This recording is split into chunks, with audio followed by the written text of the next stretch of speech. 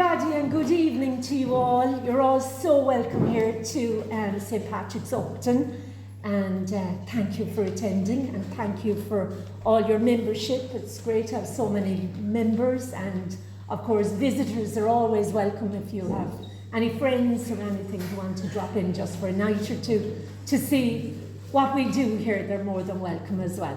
And just to say a great thank you to the staff of St. Patrick's Upton for allowing us to use this lovely, comfortable, spacious, bright room. So we're very grateful, Catherine, and you might pass that on to staff. So without further ado, this is Ger Callan, and Ger is a member of staff down in Kinsale Bandon Co-op, and Ger works in the garden centre down there.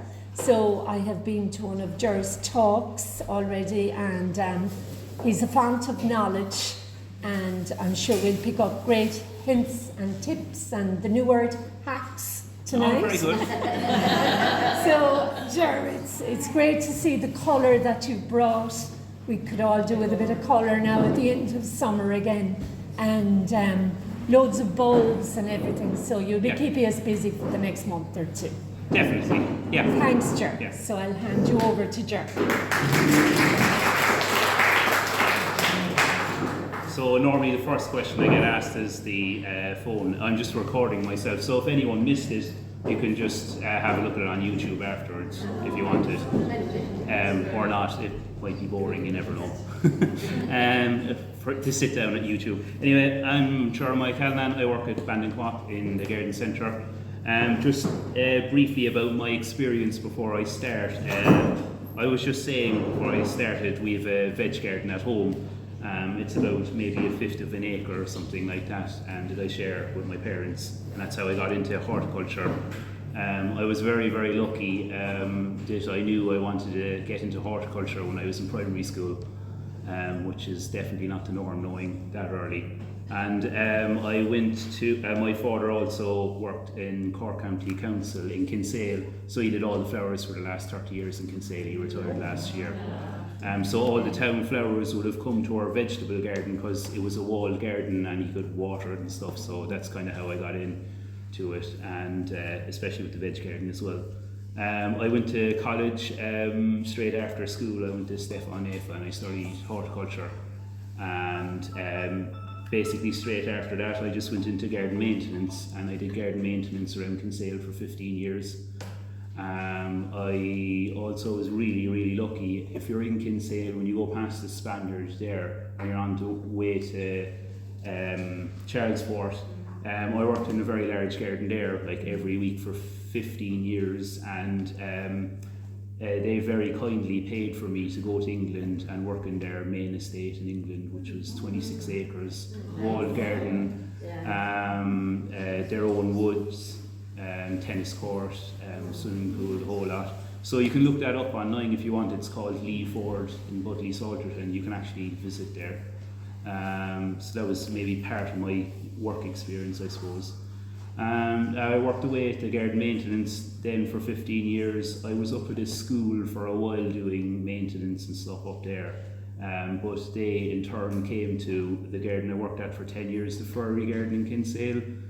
It's probably one of the larger ones, so the school ended up coming over to the garden, and I taught 2/4, 2/5 and a 6th class every month for 2 school years.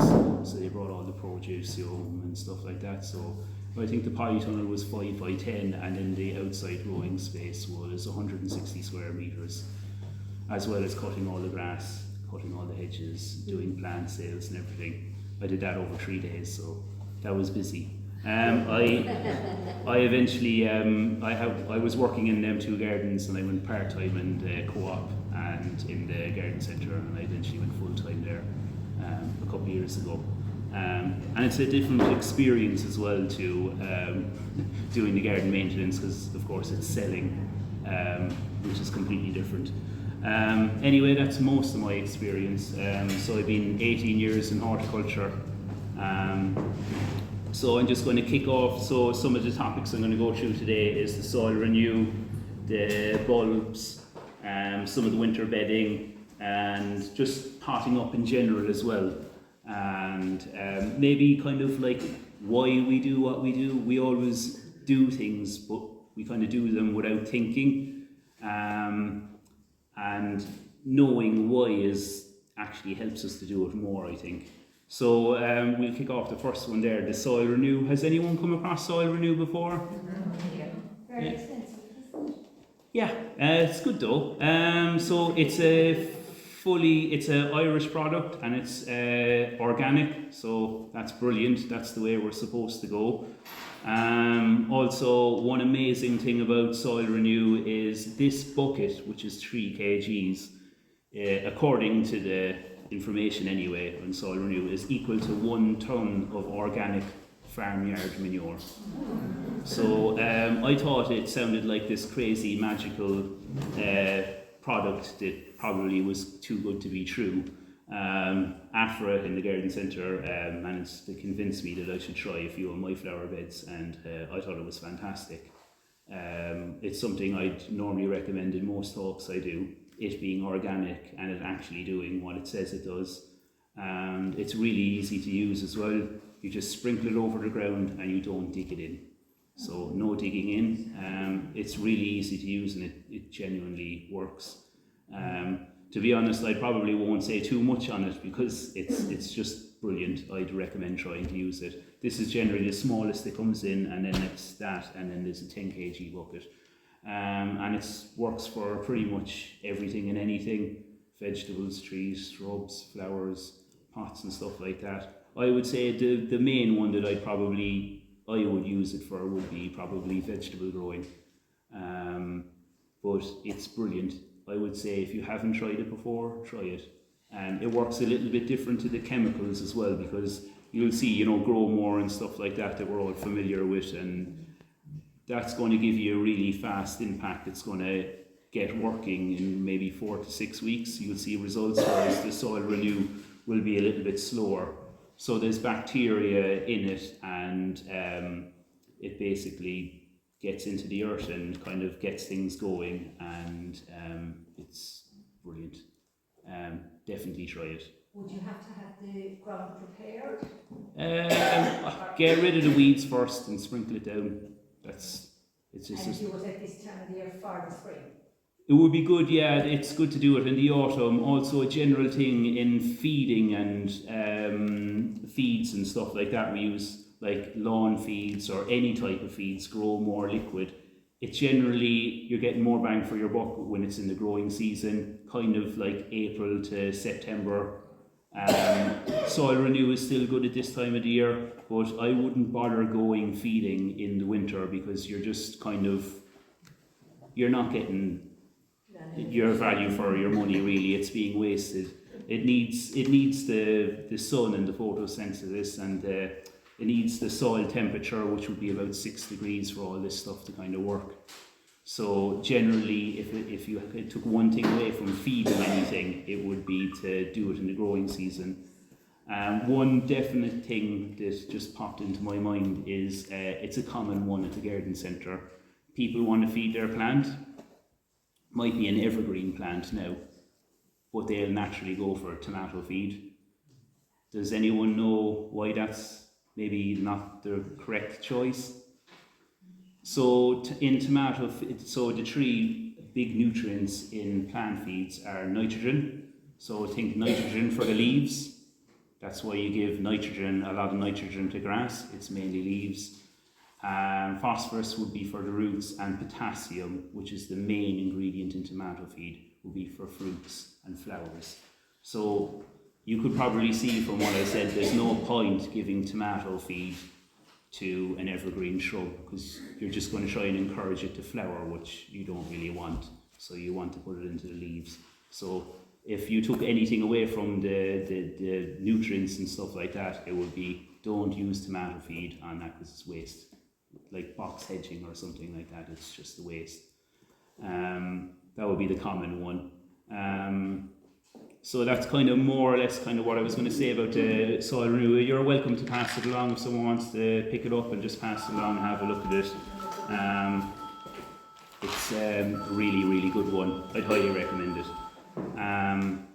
you probably only want for most people is the box. The only thing that I would say is that it stores way better in the bucket, because if it gets damp it'll go no good, so you might not use all of that and it might go kind of damp on you. So the bucket is definitely a better container. And so that was kind of mostly what I was going to say in the soil renew. Going on to the bulbs, I have a good selection of bulbs, well, as much as I could carry really. Has anyone tried doing layering or the lasagna kind of planting with the bulbs? Yeah. Any success? Yeah. Oh, brilliant. That's always good to hear. You might just hand these around as well while you're doing the bulbs, gives you a few ideas on the layering of the bulbs, some suggestions. So when you're doing the layering, if you want to kind of get the most flowering you can and the longest life out of it, you need to go for something that's going to flower in February, March, April and May and June maybe. So in theory you might get 6 kind of months out of it. So that would be something like maybe miniature, and I would go with the containers, I would go all miniature, because you know, if you got really tall daffodils in a small pot, it's going to look a bit strange. So I go mostly miniature, crocuses or muscari for kind of the February, March kind of time. You get the miniature daffodils, there's mixed ones there. Actually, one of my favourite miniature dwarf daffodils is Jetfire. Has anyone used Jetfire before you? Yeah. Anyone else? Not many. Not many people tend to go for Jetfire. There's loads in Kinsale branch. Yeah, there wasn't in London because I tried. Yeah. Unless there, I think Brown Boy said they were coming in and Sean. Oh, Sean. I was going to say, but that's Sean. That's Sean for you. Maybe you should all come to Kinsale. No, Sean's really good. When we made the order, I said that why not go for a Jetfire and get something a bit different? So we're nearly all sold out of the Tet already, which is by far and away the most popular one. But I just think maybe personally is the Tet is all yellow, but the middle part of the Jetfire is orange. I think it just pops a little bit more. Also, the yellow petals on the Jetfire are slightly pulled back. I think there's just something more about it, I think. It's something that I saw in college about 15 years ago, and I thought it was a really nice miniature one. But that's the great thing about flowers and everything, is we all have different personal choices. You might hate Jetfire, it might be my favourite. It's certainly something that I see regularly in the garden centre. I'll generally show people my favourite thing first. Some people might say and look at it and it might be a kind of yellowy, greeny heuchera, and they say it looks like lettuce or cabbage. Or my wife with Rebecca, she said they look like nettles. So yeah, you can't win them all, you can't please everyone. But yeah, generally I love the Jetfire. I'd say if you hadn't tried them before, definitely give them a go.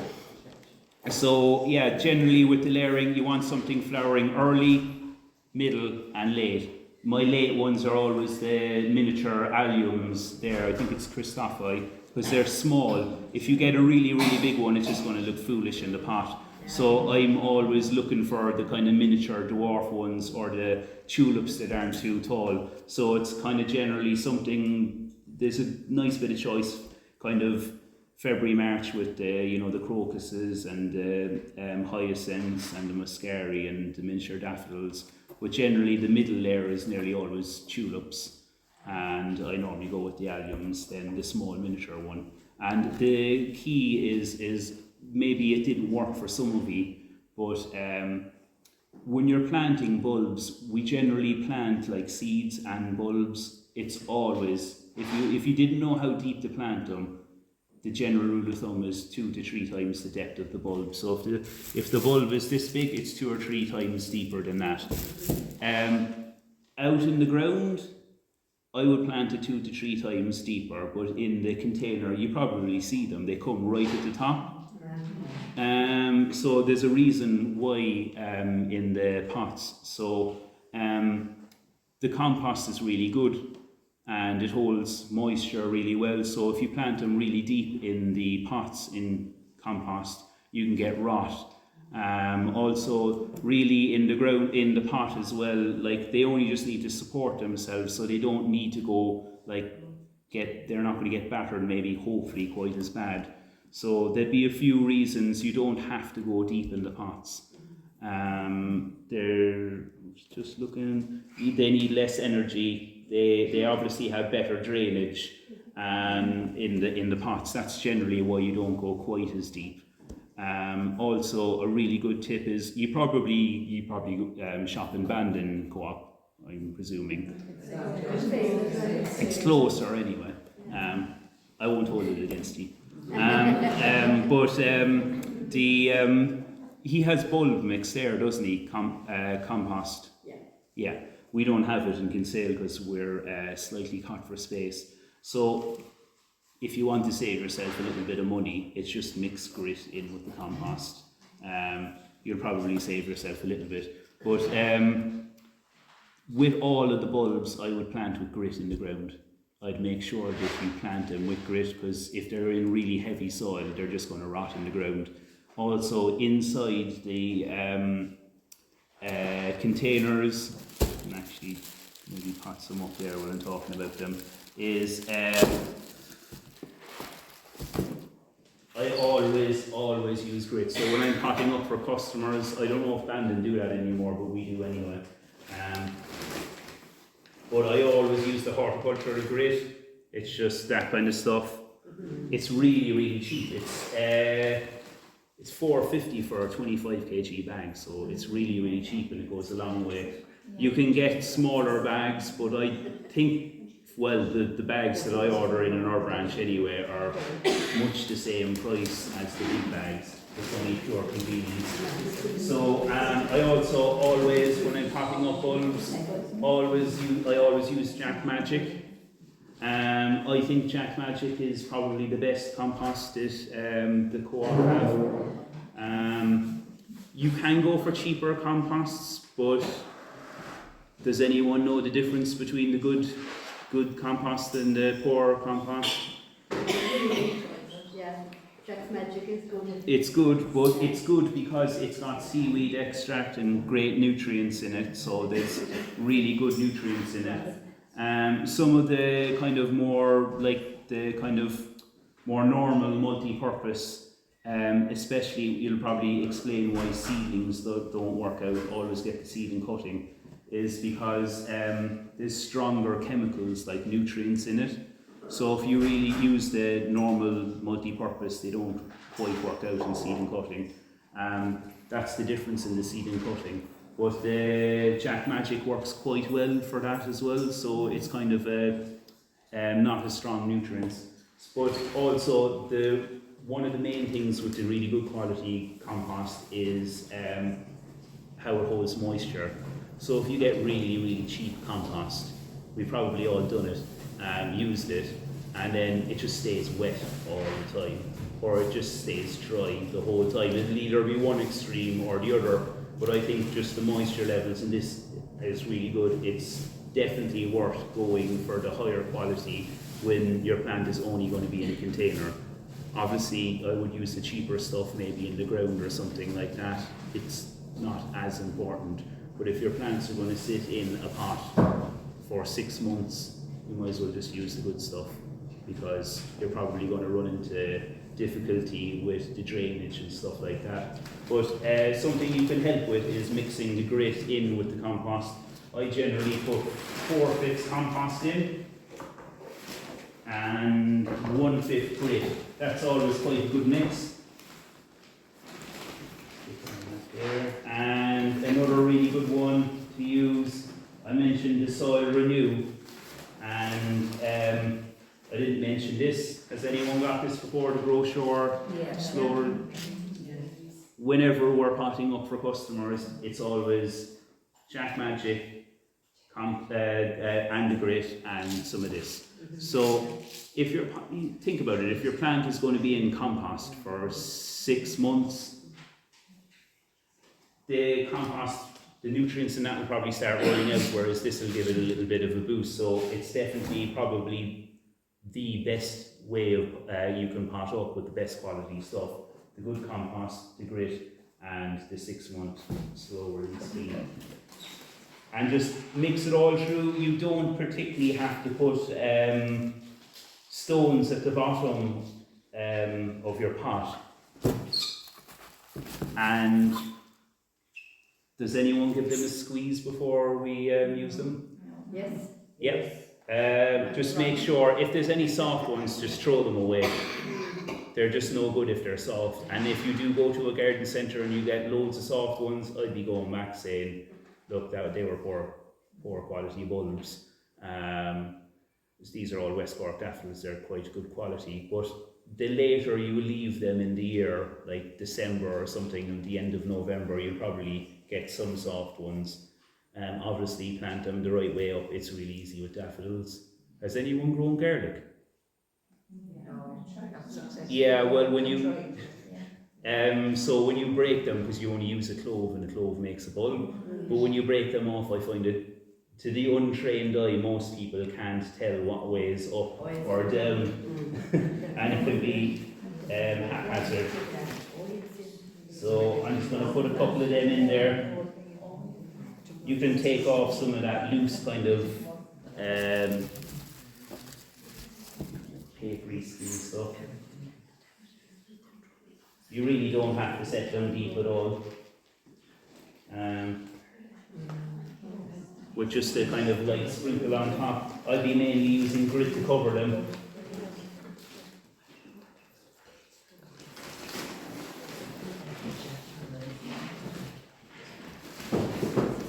I think the grit makes it look quite well as well.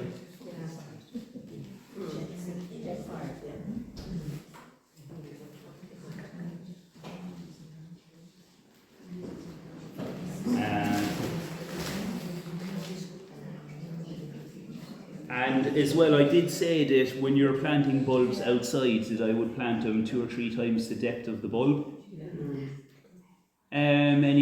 Any particular reason? Well, other than that's the correct depth, would you think of? I find the main one being is when you go to weed with the hoe. If you have them up higher, it's going to knock them out. Having done garden maintenance, that's the most painful thing is going around and you can't remember where they are and you're knocking them out. So certainly planting them about 2 or 3 times deeper gives you that kind of opportunity that you're not going to knock them out. So the important thing, all bulbs and seeds, now there would be specific ones that want certain depths, but 2 to 3 times the depth, you can't go wrong with any seed or bulb, more or less with that. That's a really good guess. Definitely using the grit if you're planting it in the ground. I wouldn't even bother planting them otherwise because you're going to lose them. Certainly with the compost, I'd mix the 1/5 grit, 4/5 Jack Magic, and I did forget to put that in. But I use the Grow Shore as well. And that's what we do with all potting up. Any questions about bulbs? What do you do? I have a problem with layers because you have to plant daffodils in October and you have to plant tulips in November. And if the tulips are at the bottom, you have to put them in before you put in the daffodils. You can plant them all at the same time. It's not so the ideal time to plant bulbs in general, spring flowering ones, is September, October. You can definitely plant tulips then as well. You can technically leave tulips a little bit later because they're going to come up a little bit later, and you can leave the alliums even later again because they're summer flowering. But I would plant them all together. There shouldn't be much of an issue, especially if you do it in September and October. And you'll probably see in garden centres they'll start getting discounted later they go as well. So really, if we're talking about bulbs, I'll be planting the bulbs this month.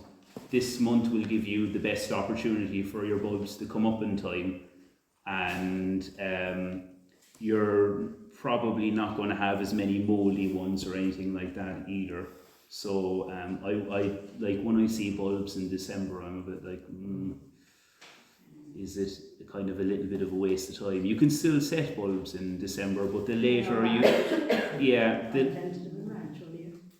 but the later you leave the spring bulbs really, I would certainly say that after December, then you're probably only just taking a chance at them then.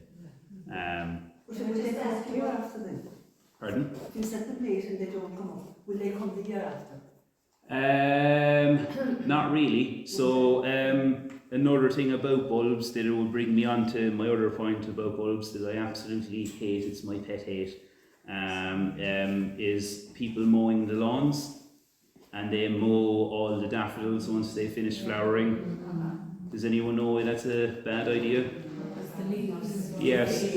So they're storing all their energy in. So when the leaves are green on plants, they're getting photosynthesis.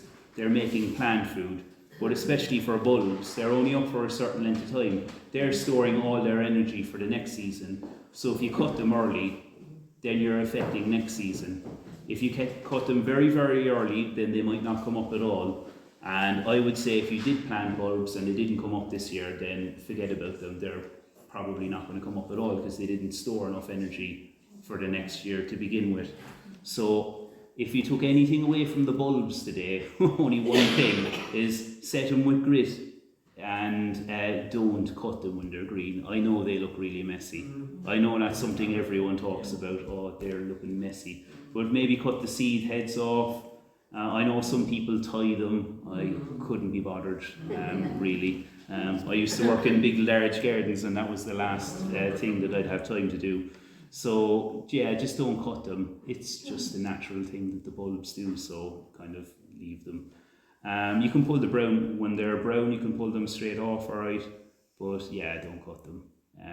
We know now that they're storing energy for next year. It's just, I really wish that people cutting the grass, that are paid to cut the grass, I might add, knew that.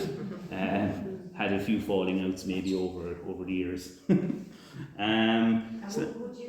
give them a feed at the end of the year? Or the ones in the pots, what would you do with them? In the pots, I generally just put them aside and take no care in them at all, and they'll come up again. I suppose because that's the other thing about the bulbs is, especially if you've set them in pots, they've flowered, they're finished. What do I do with them now? I'd probably be inclined to do something like maybe get a trough or something like that. Put them somewhere where you can see them with a bit of compost or something, because it's just a blank pot.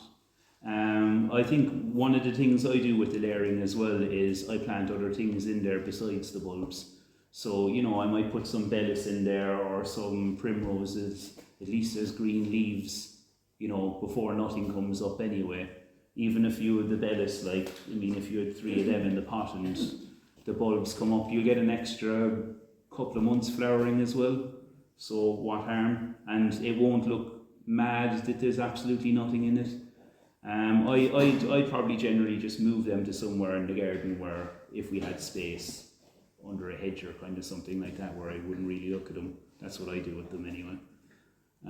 Any other questions about bulbs? Very good. Yeah, so there's some selection of bulbs for afterwards, crocuses. That's the allium that I was talking about. I always use because it's a miniature one. It only grows 50 centimeters. I generally do like muscari, or the jetfire, and some tulips, and that allium, the stuff like. That's what I do for the layering. And just moving on after the bulbs is some of the winter bedding we have. So I didn't take everything because there was a lot more than that, but I suppose some of the classic ones are there anyway. Certainly one to mention is the cyclamen. I'm sure we all know the cyclamen.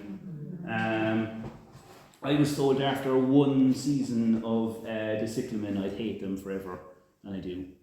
I absolutely hate them. I can't stand them because if you're working in the garden centre they hate being overwatered.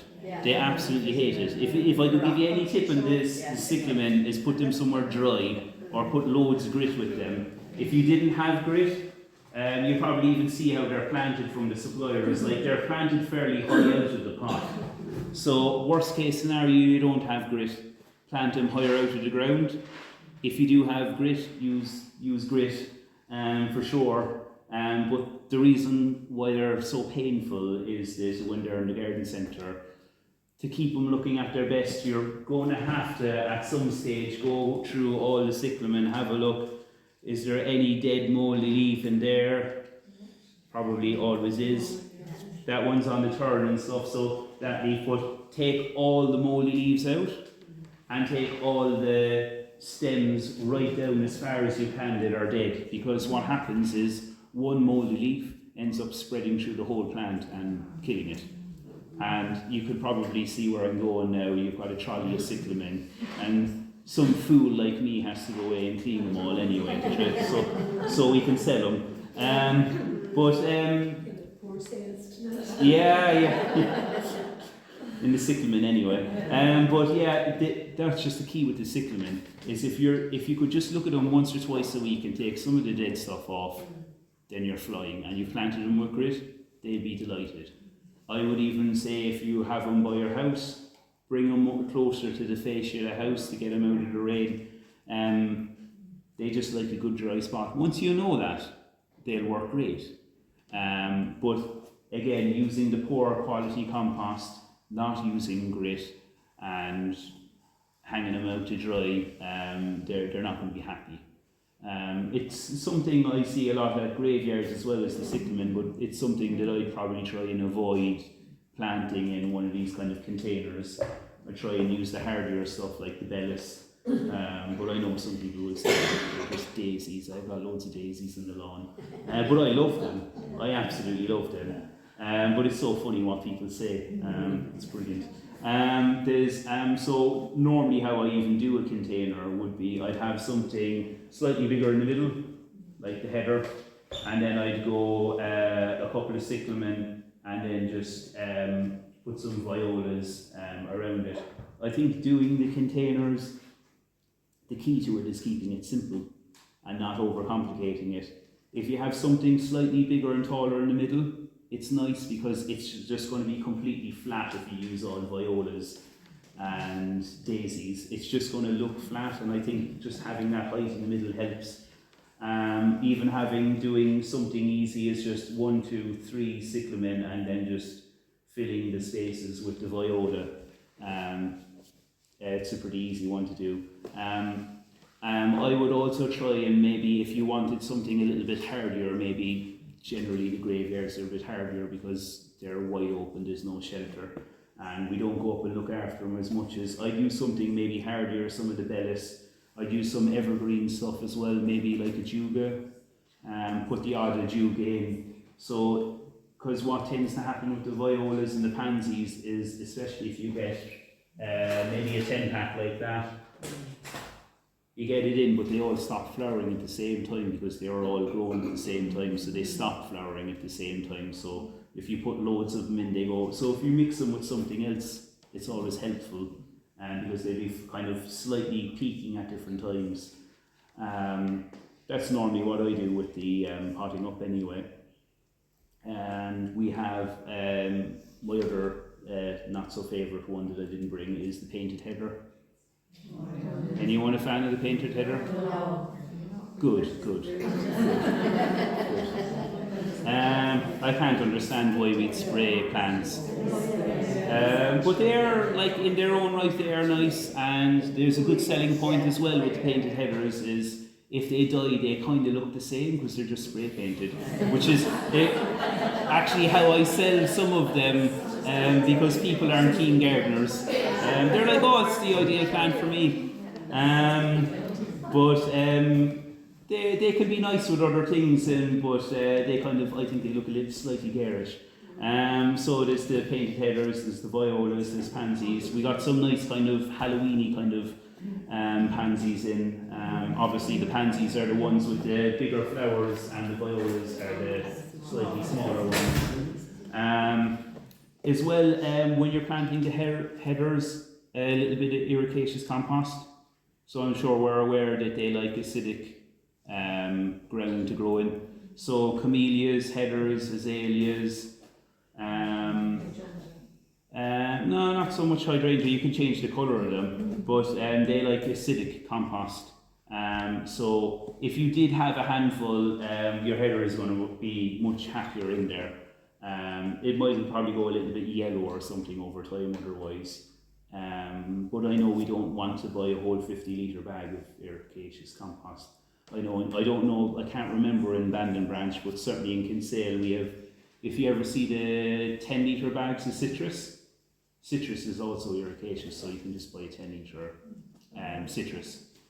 At least you're not stuck with a 50-litre bag that you're probably not going to use for 2 years maybe.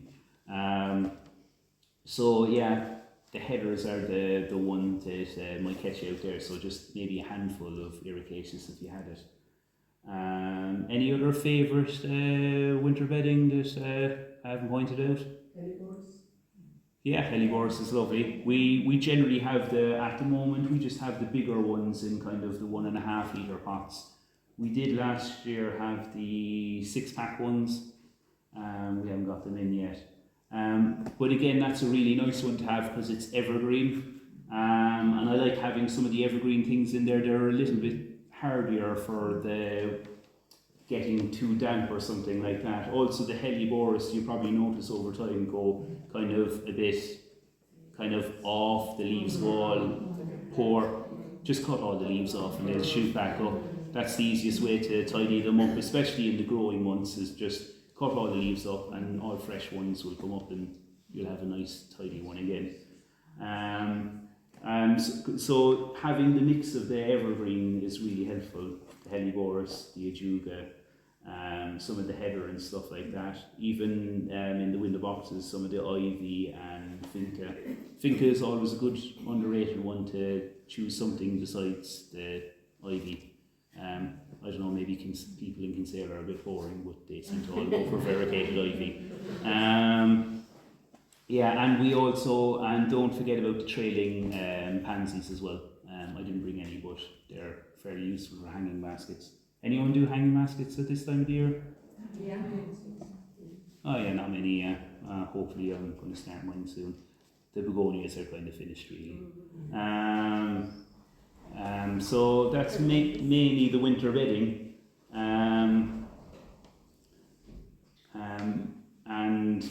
Probably the other next thing to do is sorry I lost the train of thought, is even planting at this time of the year. Anyone do any planting at this time of the year? I'd like to know what people in it last Best time of the year to plant really. If you're moving, transplanting anytime, now is a good time of the year to move it. Don't want to do it in the summer because you're probably going to lose it from not giving it enough water and it's going to struggle. So planting trees, planting bare root hedging. Oh, it's gone, it's alright.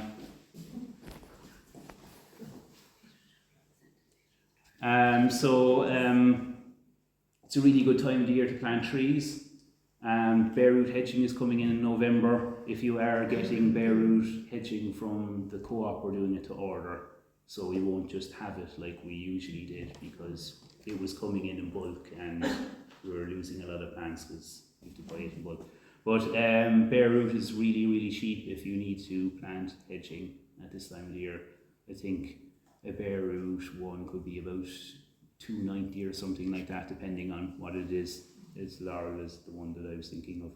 And if you are planting, definitely a regular one that I would get is, I always ask someone, are you starting from scratch? Is it bare? And they say yes, and I say great, easy. Start with if you have loads of space, start with trees first.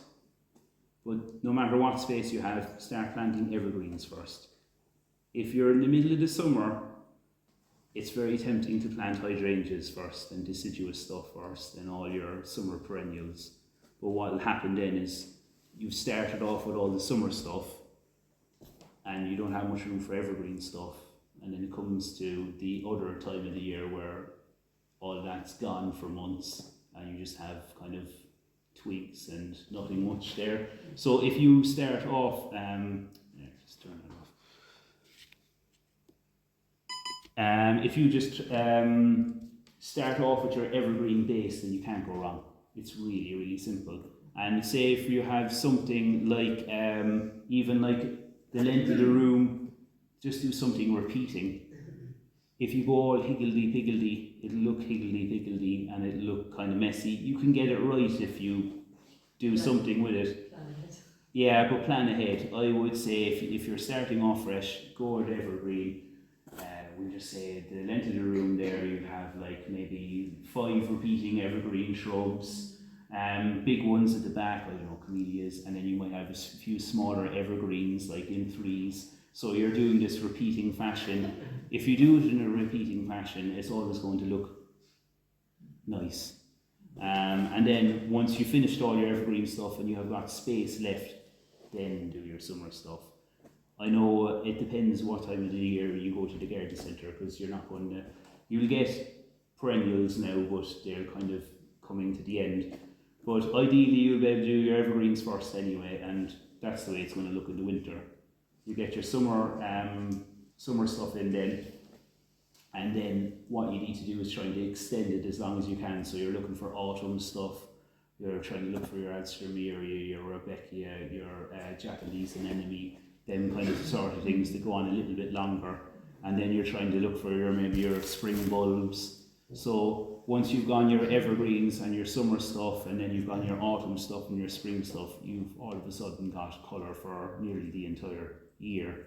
But if you started off that way, I think it just in your head when you're going to buy as well, it's less confusing. Because if you think you're just going to go in and buy something for the whole space of here, it's kind of overwhelming, and you go into the garden centre and there's too much choice anyway in there, especially in our place, it's brilliant. But if you go in there and it's just overwhelming. You see it all the time. People will come in and they're kind of looking and kind of say, "Can I help?" And they say, "Oh, I'm trying to start a new space," and I just say, "Look, here's some evergreen plants. There's a selection of 10 here or 15. Pick what ones are your favourites. Do a repeating thing. Go away and don't buy anything else today, and see what space you have left." And it makes it so much easier, because doing it all in one go is just a disaster. That would be my main thing there, to go with planting and kind of designing and whatnot. Anyone have tried that before? Or they just went hell for leather and bought everything? I bet you're like all the other customers that come in. They come in for a packet of screws and they go away with a trolley load of plants. Yeah, I've seen it all before. You know, when you start off now, you've said done your camellias, your Japanese maples and the ball, and you had your Rebecca's or whatever, lovely flowers too. Yeah. But then the trees start growing the shade, and suddenly you're going, where are all the flowers that were there? Yeah. And you suddenly realise it's because the shade of the camellias and that's what I've been trying to do, try and get flowers that will come up in the shade. Yeah. Because I've lost like the Rebecca's now and those, because they're just, and there's plenty of stuff for shade as well. The cranesbill geranium will put up with some of the shade, and the anemone will definitely put up with shade, and heucheras will put up with shade, brunner and stuff like that. I suppose, see what happens over time anyways, no matter the best design going, is the plants get mature, and you know, you can't realistically plant a camellia that was this size, give it all the space that it ever needed, because it's just going to look weird. It's going to be this huge blank space. So you try and kind of do your best and go in between, and eventually you always end up with the camellia being absolutely massive, 10-foot tall camellia, encroaching in all your other plants. So it's probably more of a thing that over time your garden kind of develops, and you need to make natural changes anyway. But I'd certainly be trying to maybe give a plant like that maybe 3-foot space, something like that, if you knew it was going to be big enough. But it's kind of unavoidable in the end. And as long as you got your kind of big evergreen plants spaced enough away, then the rest of the stuff wouldn't have been as expensive, hopefully, anyway. But as long as you didn't get all your expensive stuff too close together, you can always take them out. But yeah, I've been there, done that, and that's not fun. Yeah, I remember digging out some plants that were 10 foot tall with crowbars and everything. It's not fun, but you can do it at this time of the year. But my point being would be that, you know, it will evolve over time. You're probably just going to have to embrace the shade, unfortunately. Do it bed in the sun or something. Yeah.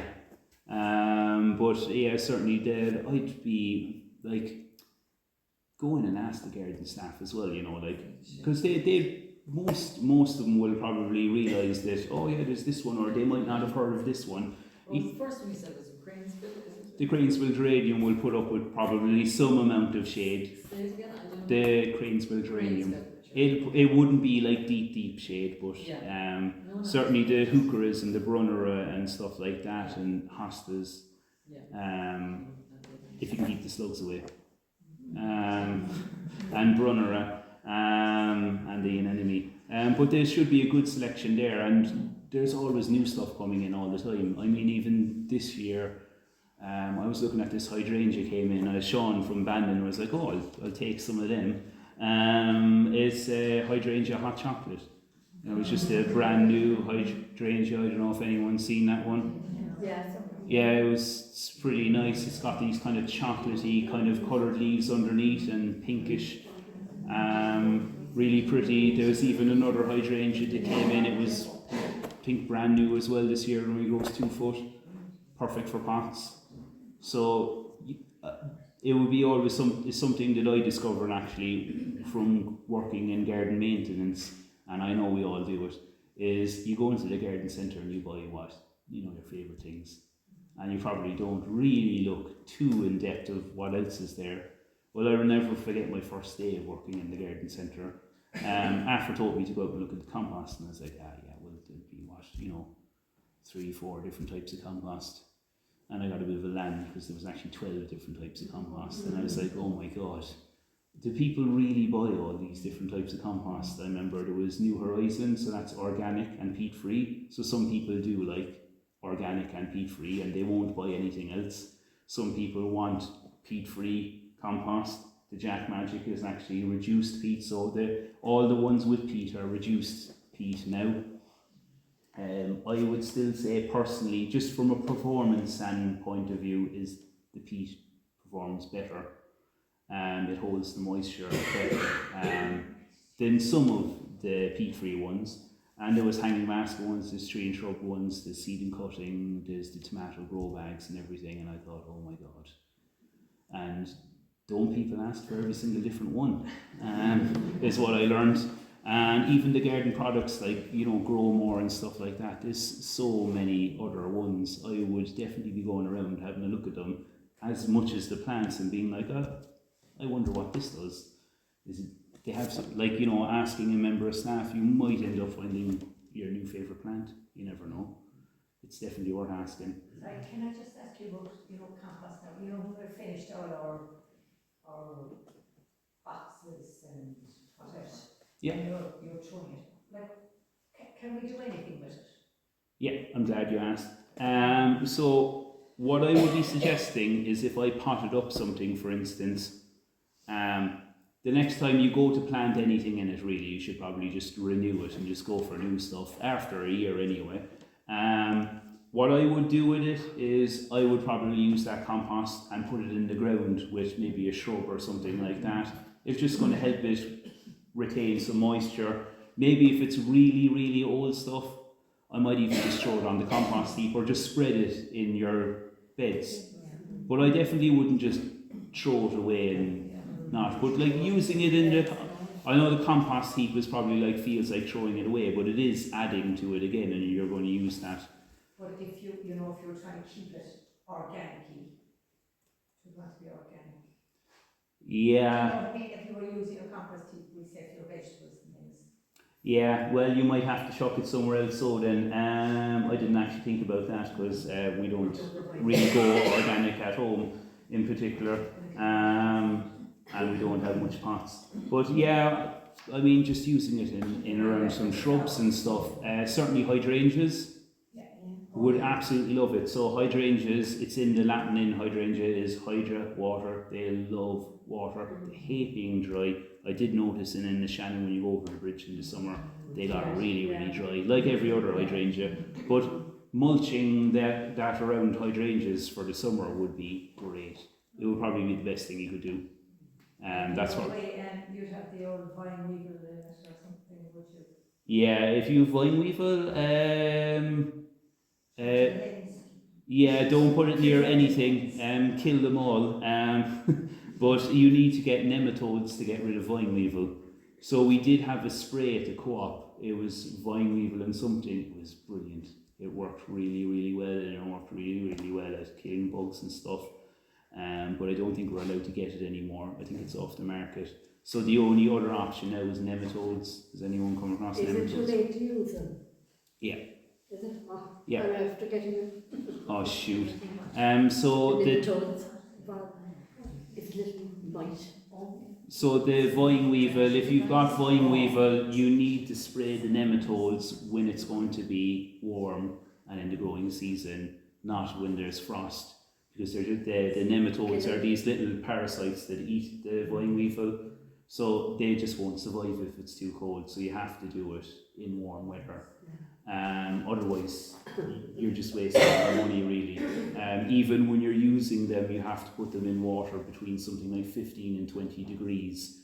They like tepid water, so you can imagine if you did that now, you put your tepid water in today, I'm sure they're sitting outside, they're gone by tonight.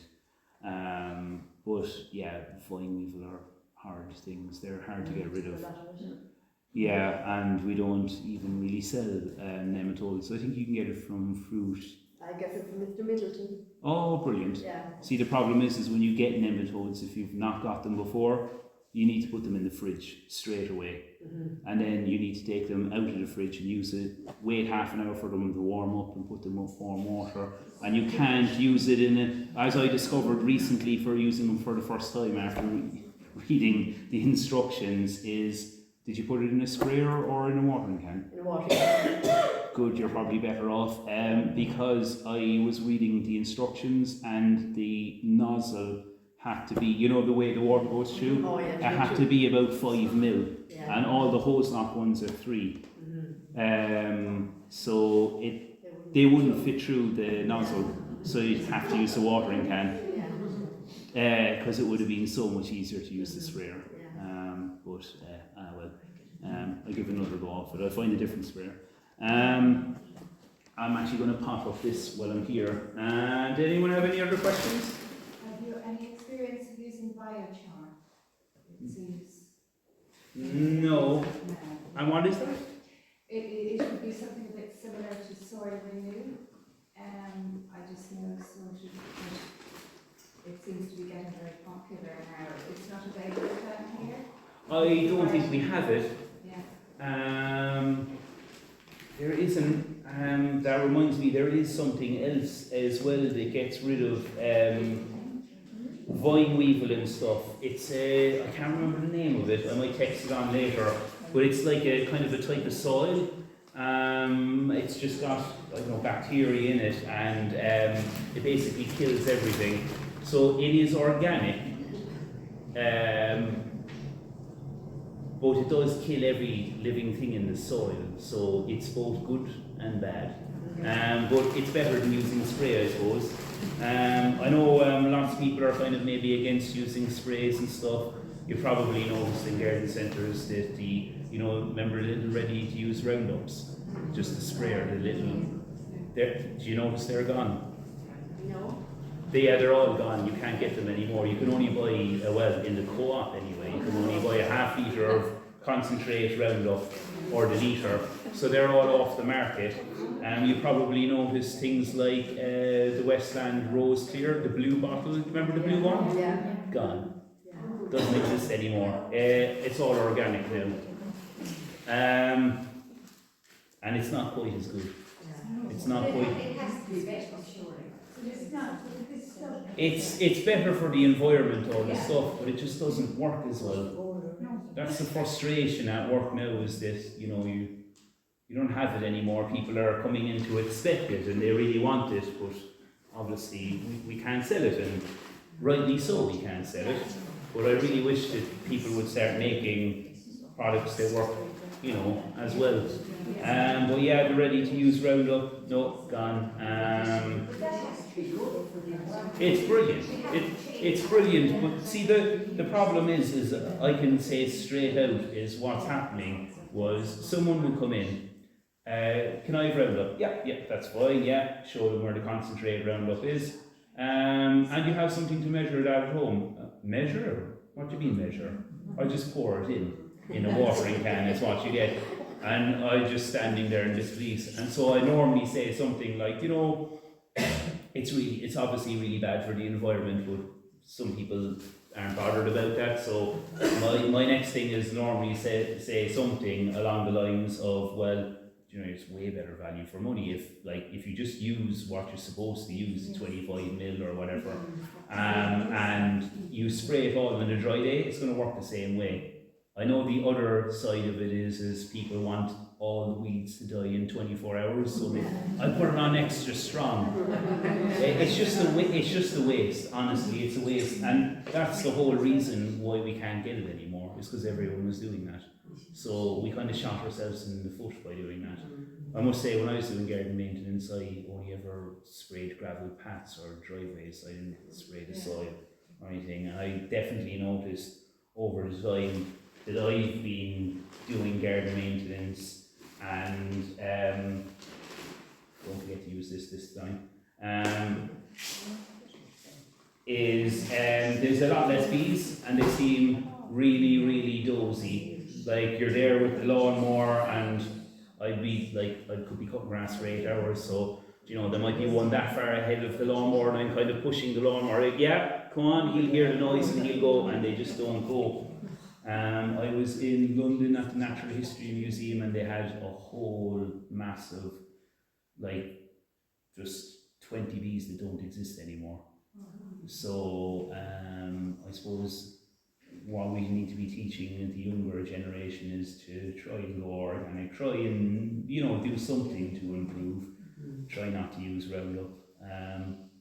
To be honest, it's getting down in the hands and knees. I know the burners don't really particularly work great.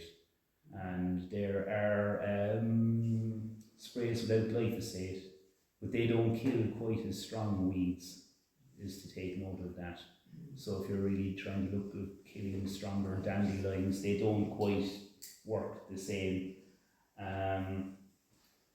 But that's kind of, yeah, there's chemicals going off the market all the time. We got an A4 list last year of all the chemicals that just you can't buy anymore, and that's what's going to happen all the time. What about homemade things like you vinegar? You can use vinegar and stuff. I've never used it, actually. I've never tried it. Vinegar and salt. Yeah. I've always been a great believer in doing the absolute horrible thing of just going weeding. It's the gravel paths. Yeah. It's the gravel paths that are horrible. I mean, the other reason why we use Roundup, and I suppose it only just makes sense, is if you're going to pay me for 8 hours of work, do you want to pay me to get down on my hands and knees for 8 hours, or do you want me to pay me half an hour for spraying? And that's the reason why spraying happened. I'm glad I don't do it anymore. I always hated it anyway. I try and use, even the weed membrane has its own, works for a certain time. I always preferred just to do the weeding than put the weed membrane down, because what eventually happens with the weed membrane is the same always. They come up through the weed membrane and they make a carpet of weeds that are in between the weed membrane and up above, and the only way to get rid of them is to kind of chop them off or just to take the whole thing up. So it only lasts for a certain length of time. I suppose once you know it only lasts for a certain length of time, then that's good, but if you're kind of expecting it to last forever, it's not going to. It's just not one of them products, unfortunately. Any docks? Docks? Yeah, they're right. they're a nightmare. You just have to try and get out the whole roof, which is very difficult. Yeah, they're very difficult. I've even sprayed mine at home actually with a lighter weed killer that wasn't ground up. I can't remember what it was. And it just didn't kill it. Is there a bee that didn't get or something, you know? Yeah, well, the dock in particular, I wouldn't use the stuff for if you want to kill it with poison. I wouldn't use the weaker stuff. But spraying it on a dry day certainly, and trying to get it well on the leaves. Even things that are tangled together, just painting it on the leaves, it eventually does work. It's time consuming. Getting rid of bamboo and stuff like that is time consuming, or convolvulus, but they can be got rid of, but they're just difficult. Very difficult. I think I spent, my father got in definitely something even on compost. We did mention compost is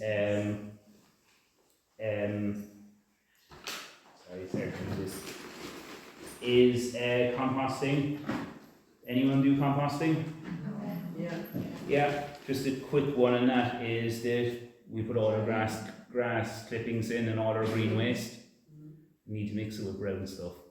So brown stuff, the brown waste would be like, you know, paper or kind of more woody stems, kind of straw and that kind of stuff.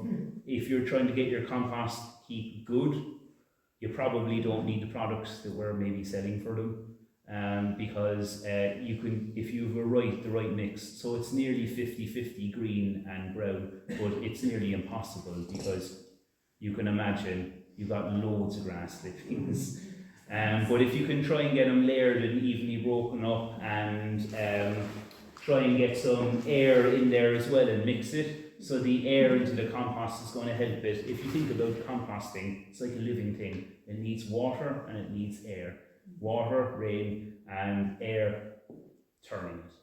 So if you turn it and do them things and get enough brown in with the green and mix it all up, you'll have a really good compost heap. If you're unsure, do you have a good compost heap? No. Or a bad one? Is anyone unsure?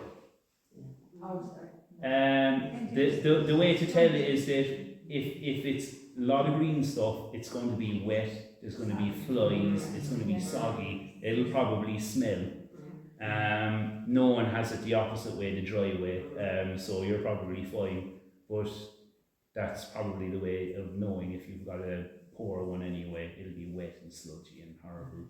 It's also going to decompose way quicker. You're going to have a way quicker turnover in compost if you get air, water, and get the brown and the green ratio right, which should be kind of, you probably maybe have 60% green, 40% brown, which would be paper, cardboard, straw and woody stem stuff. But don't forget to try and kind of break that up a bit. Like the big woody sticks, they're just not going to break down very quickly. Any questions? Would you throw soil into it? Earth? You can do. Yeah, you're sure it's just going to get renewed again anyway. So that would be good.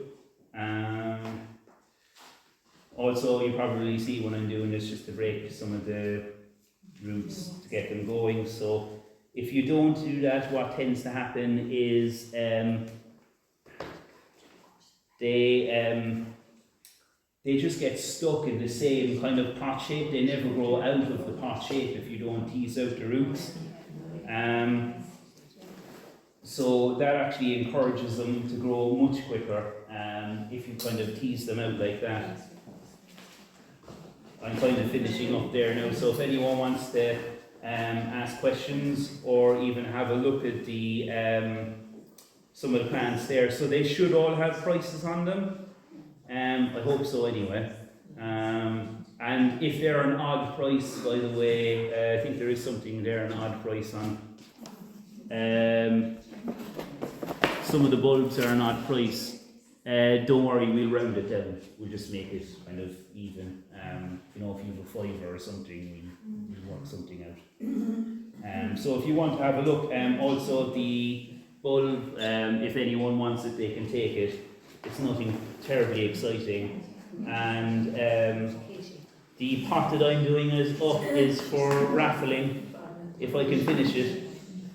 So this is a prize for someone at the end if anyone wants to take it away. Your kids have to go Peloton. Would you make like a green manure and a green winter? I probably wouldn't. You could go green manure, or Bandon do, we don't. But what I'd be inclined to do actually is probably maybe put some soil renew down or something like that, or the pelleted chicken manure, you know, the fast grow. And I continue growing. So now what I would be doing in the polytunnel is growing the winter onion sets or the garlic. And I'd still be growing my salad leaves, so I'd still have it fairly full. I used to try and have it full all the time, which was difficult. But if you had onions and garlic now, you have a couple of beds full. Certainly if you have some salad leaves, I mean you can still get away with sowing seeds inside and lettuce and spinach. We actually have some veg packs in Kinsale. We have a selection of some things. They gave them to us really late, only like last week. And what I would do then is I would get the first early potatoes and grow them the second they come in January. That way you're going to get potatoes ready, just a small selection of them. Yeah, you'll have them ready before anyone. Any of the shops or any of the local growers. I think I did that at the Furry and I had them in before. Do you know Kylie's out in... Yeah, I beat them to it. I gave them a good ball hopping about that. Because they come up and they actually get the lettuce off us in a 9-pack veg. And they grow them in the polytunnel because it saves them time instead of growing them from seed. So I gave them a good ball hopping about that. It's nice to beat them at something anyway. So that's what I'd actually do. And I'd grow stuff all year round. I'd be like setting seeds in there early, and I'd get my like beans and everything ready, and I'd be putting them out and hardening them off. I'd make every use of that polytunnel if I could. It was grand when it was my job, but I know if it's your own thing and you have to go out there in the evening after work, it's not as easy. Certainly. So I'm kind of more or less finished there anyway. Do you want to pick someone for the container or? Probably give it out. Yeah, very good. And Jeremiah, to give you your full title. Well, we thought we knew lots about gardening, but now we know a whole lot more, Ger. Brilliant. You have given us so many tips tonight that I certainly wasn't aware of anyway, and we'll all look forward to getting into the gardens tomorrow, and I think there'll be a rush to Kinsale Co-op. We probably have to make an appointment with you now. And you'll be so busy. Don't forget as well, if you are going to Bandon, Innishannon or Kinsale, is anyone a member of the garden club? Yeah. Brilliant. So if you go in and buy something now, ask to go into the raffle. There's a raffle going on and I think it's €100. So if you purchase something, you might as well if you're going there regularly. Yeah, sure. Yeah. So ladies, what we've decided, we're not actually having any raffle tonight because you've already paid €40 coming in the door, and one or two of you might be buying plants, so that's enough. So we're just going to raffle Ger's arrangement here now. So we're doing it in a very quick manner, and you're all going to get a tiny little piece of paper, and one person will get a winner on their paper. So maybe we'll all open together when everybody has a piece of paper.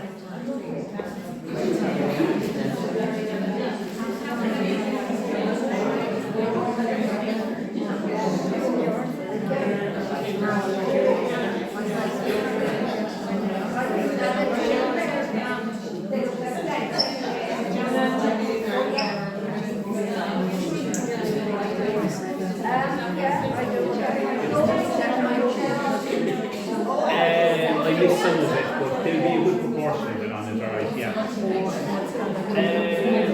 No, you're right, Helen. I'll send on the link to you. I actually have others. Has everybody got right on the way? Brilliant. That's lovely, Jerry. Yeah.